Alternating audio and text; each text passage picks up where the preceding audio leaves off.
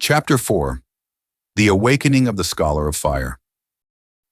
Life in the castle wasn't as horrible as she thought it was going to be.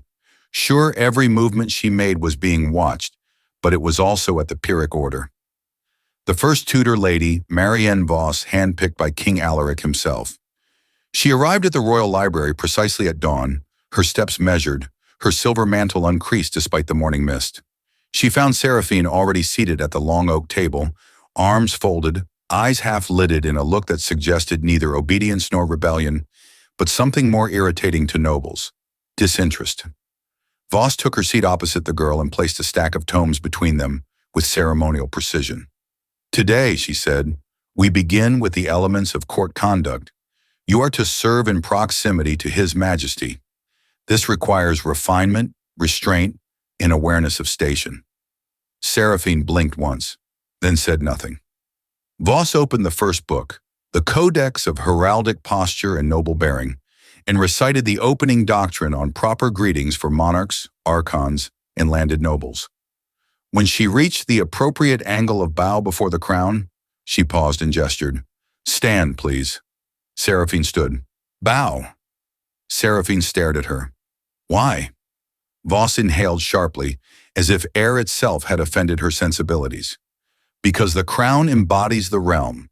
To bow is to acknowledge hierarchy, protection, and duty." Seraphine neither moved nor blinked. "And what if the crown doesn't protect you?" The question was not delivered with spite, but with the cold clarity of someone who had seen kings break promises to the poor. Voss felt the floor tilt beneath her composure. "The crown protects the realm," she said. "It did not protect old Varenshold," Seraphine replied. That was day one, and things never improved. The incident of kneeling. The real breaking came in the main audience chamber. Lady Voss rehearsed the moment with obsessive detail. When His Majesty enters, you kneel, not as submission, but as ceremony. Understand? Seraphine nodded. When King Alaric entered, nobles bent knee-like fields, bowing to the wind. Seraphine did not move. Alaric noticed. Of course he noticed, but said nothing. His eyes flicked to Voss, then back to Seraphine. Only after the court had dispersed did Voss confront her. "Why did you not kneel?" Seraphine shrugged. "He already knows who I am." "That is not the point," Voss snapped. "Ceremony is the point. It is structure. It is order. It keeps the court from tearing itself to pieces." Seraphine considered this, then said, "I would kneel for someone who would kneel for me." Voss stared at her for a long moment, heart hammering, not with anger but with dawning horror. There was no arrogance in the statement. There was conviction, and conviction is infinitely more dangerous. Lady Voss introduced wine protocol. 3 glasses were arranged on the table, 1 for water, 1 for white wine, 1 for red. "Note the stem," Voss instructed, lifting the glass delicately. "We hold from here to prevent the warmth of one's hand from altering the wine's character." Seraphine stared at her. "And what do we do?" she said slowly. "If the wine doesn't matter?" Voss blinked. "Wine always matters." "No," Seraphine replied. "War matters. Borders matter. The order matters. The codex matters. But wine—" She flicked the stem with her finger, and the glass vibrated. "Wine is a distraction?" Lady Voss inhaled, eyes narrowing in polite horror. "Wine," she said in a voice brittle as glass, "is civilization." Seraphine stood abruptly. "I need to speak to the king." Voss froze. "Absolutely not. You are here to learn decorum." Seraphine was already walking toward the door. Alaric was in his solar, reviewing dispatches from the western frontier. 2 guards intercepted her at the threshold, halberds crossed. Seraphine stopped, unafraid. "Let me through." "You may not enter without summons." Seraphine raised her palm.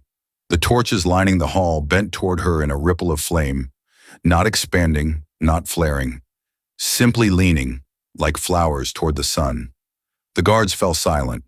Alaric stood inside, watching with the expression of a man who very rarely encountered surprise. "Let her in," he said quietly. Seraphine stepped past the guards, shut the door behind her, and faced the king with zero hesitation. He regarded her for a long moment before speaking. "You are not scheduled for instruction here, acolyte." "Good," Seraphine said. "This isn't instruction. He set down his quill. Oh? Then what is it? A question. His brows lifted. Ask. Seraphine drew a breath, steady, controlled. More than Kelthar had ever given her credit for. Am I here to learn how to drink wine, she said, or am I here to win wars? The words hung between them, sharp as drawn steel. Alaric leaned back slowly, studying her. Lady Voss believes you need refinement. Refinement doesn't change the outcome of battles, Seraphine replied. It doesn't stop mages from burning cities. It doesn't keep the order from binding people they don't understand. He tilted his head. You consider yourself misunderstood? I consider myself wasted, she said. That got a reaction, a very slight narrowing of his eyes, not anger, but interest. You speak boldly, he said. You put me here, she answered. Was it to civilize me or to use me? That hit harder than any bow or apology. A lesser king might have blustered or dismissed her. Alaric did neither. He stood, walked to the window overlooking the training yards, and gestured for her to join him. Below, soldiers drilled in formation. Mages practiced wardcraft. Siege crews loaded training ballista bolts. These are the men who enforce my will, he said. She did not look away. And what am I? His answer was quiet. Potential. Seraphine's jaw tightened. Not in pride, but frustration. I don't want to kneel to wine glasses, she said. I want to change the shape of the world. Alaric finally faced her fully. Then learn both, he said. A weapon that cannot survive court is a weapon that will be turned against itself. It was the closest thing to mentorship he had ever offered. Seraphine absorbed it with the grim practicality of someone who understood war better than etiquette. And when do I start with something that matters? She asked. Alaric smiled, thin, sharp, calculating. Soon? She bowed then, not properly, not deeply, but enough to acknowledge the answer, and turned to leave. Before she reached the door, Alaric added, Oh, an acolyte. She paused. Do not threaten the wine again. The nobles will riot, and I need them alive for a while longer. She left without laughing, but her eyes held the faintest spark of amusement. The dinner debacle, Seraphine attend a formal dinner with the lesser nobility. Lady Voss spent hours rehearsing etiquette. Sit only when invited. Speak only when addressed. Never refuse a toast. Use the correct spoon. Seraphine listened without interrupting, nodded once, and walked into the dining hall like a soldier on reconnaissance. The nobles watched her, a curiosity, a court pet, a dangerous rumor. Voss signaled her to bow before seating. Seraphine ignored it entirely and sat with the calm finality of a queen. Lady Voss's jaw tensed. Wine was poured. Toast began, meaningless strings of self-congratulation disguised as loyalty. When the glass reached Seraphine, she asked flatly, To what am I toasting? Silence. A minor baron answered stiffly, To King Alaric for uniting the realm. Seraphine raised the glass, studying the reflection of the chandelier in the liquid. My father conscripted into that uniting, she said. He never returned home. The baron coughed. Someone dropped a spoon. A lady nearly choked on a grape. Voss closed her eyes for a brief, silent prayer to the gods of diplomacy. Seraphine drank anyway. A few days later, King Alaric had summoned the entire court to the throne room. Nobles, chamberlains, advisors, and guards standing in their gilded rows beneath banners of midnight blue and silver. Seraphine entered with the rest of the court, found her assigned place among the crown's retainers, and stood with hands folded behind her back. To her left stood Captain Varon, polished, composed, and already trying to pretend he didn't despise formal gatherings. They exchanged the smallest of nods, acknowledgement, not warmth. A hush rippled through the hall as the king raised one hand. Conversation halted mid-sentence, fabric stilled, and the air held its breath. Today, Alaric proclaimed, voice swelling beneath the vaulted ceiling, is a joyous occasion. My son, Prince Alaric, will be wedded to Princess Eleanor of Savinka. Cheers and applause burst from the nobles like rehearsed thunder. Golden goblets lifted. Perfumed ladies clapped delicately behind their fans. Someone attempted to start a celebratory cheer and failed twice before catching rhythm. Seraphine did not clap. She stared down at the polished marble instead. jaw tight, letting the noise wash over her like static. Out of the corner of his eye, Captain Varen noted her stillness. "Are you not happy for the prince?" he murmured. "No," Seraphine replied without looking up. "I hate weddings." It was a lie. She had never attended one. She simply had no patience for ceremonies built on pretense and political convenience. As the applause finally died, King Alaric thanked the court for their attendance and dismissed them with a single sharp gesture. In an instant, the room dissolved into its natural swarm, nobles converging on the young prince with congratulations, questions, and thinly veiled strategic smiles. Seraphine watched them for all of 5 seconds before deciding she would have gladly spent another hour listening to Lady Voss drone about which fork accompanied the 5th course of a 9-course meal rather than endure another breath of pomp and circumstance. At least with Voss, there had been clarity. Forks went from the outside in. Politics came with no such simple rules. That night, the king departed on state business, with half his retinue in tow, leaving the palace quieter than usual. The cheers had faded, the banners had settled, and the nobles had returned to their estates. Yet Seraphine could not shake the feeling that something unseen had shifted beneath all the celebration. Weddings were alliances. Alliances were knives. And courts were where knives were carried in plain sight. The next day, Seraphine was enjoying a brief reprieve from her studies. She had endured enough etiquette drills to last a lifetime and found Lady Voss's lessons more taxing than any spell work. Wandering the corridors in search of distraction, she soon found herself inside the royal library. A vast chamber lined with towering shelves and books stacked like bricks in a fortress of knowledge. She skimmed titles without much interest until something strange happened. A tingling sensation rippled down her spine. Subtle at first, then unmistakable. A faint bluish glow pulsed from one of the shelves to her right. She blinked, looked forward again. Nothing else glowed. Drawn toward the light, she stopped before a dusty volume whose title was barely legible. Encyclopedia of Arcane Magic and Enchantments. No other volume sat beside it. No other books glowed. She pulled it free and flipped through a few pages. The text was written in a language she had never seen. She kept turning pages until, before her eyes, the ink rearranged itself, shifting and sliding across the parchment until the words resolved into common. Seraphine snapped the book shut and glanced around. No one noticed her. No one questioned her. Courtiers and attendants went about their duties as if nothing strange had happened at all. She tucked the book under her arm, exited the library, and returned to her chambers. She slid the tome into her desk drawer, shut it, and hurried off to her next lesson. That night, after the palace had quieted, she opened the drawer again. The book was waiting. She set it before her on the desk and began to read. This was no novice spell book. It was advanced arcane theory of a kind the order had never allowed her near. The pages hummed with enchantments, diagrams, and spell work beyond her training. One entry caught her eye. Invisibility. Fascinated, she read the entire passage without speaking a single incantation, and as she had done during the trial of controlled will, she simply willed it. Did it work? She didn't feel different. She turned to the mirror. There was no reflection, only an empty desk chair. Seraphine waved her arms experimentally. Nothing. She grinned. There was only one obvious target to torment. Lady Voss. She nearly laughed aloud. She leaned close to the mirror, making faces no one could see. The thrill of mischief was intoxicating. Her door was unlocked. 2 night guards stood outside, tasked with keeping her in after dark. She usually obeyed that rule. Tonight she did not. She eased the latch open. One guard noticed immediately.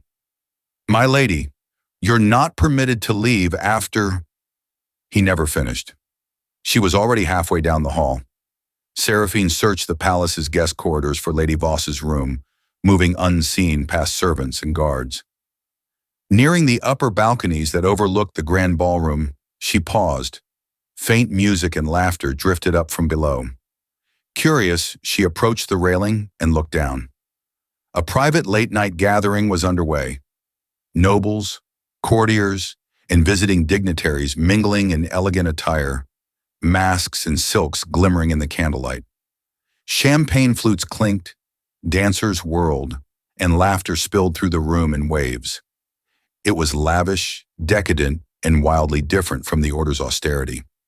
But what froze her in place was the pair at the center of the celebration. Lady Voss, draped upon a chaise, smiling coyly, and a visiting duke, pouring wine for her with extravagant gallantry. The courtiers laughed at some whispered joke.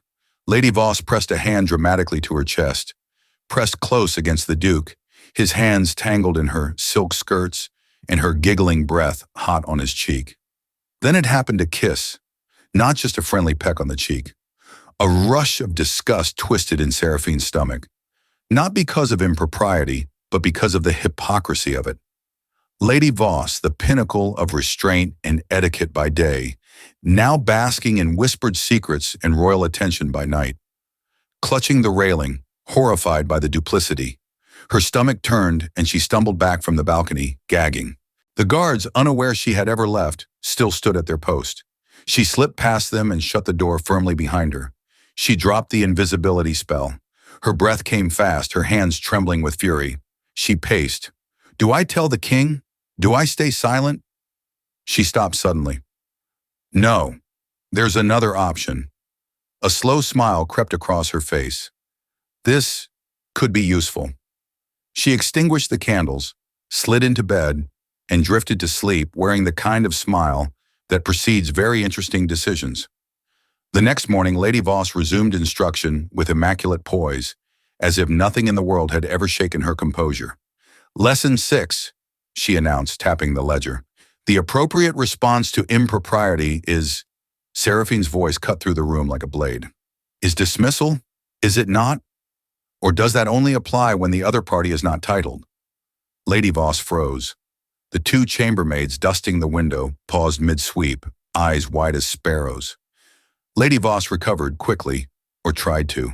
She turned slowly, her smile stretched thin. I beg your pardon? Seraphine held her gaze unblinking. Last night, she said, tone flat. In the ballroom, the Duke of Caromere seemed quite taken with your refinement.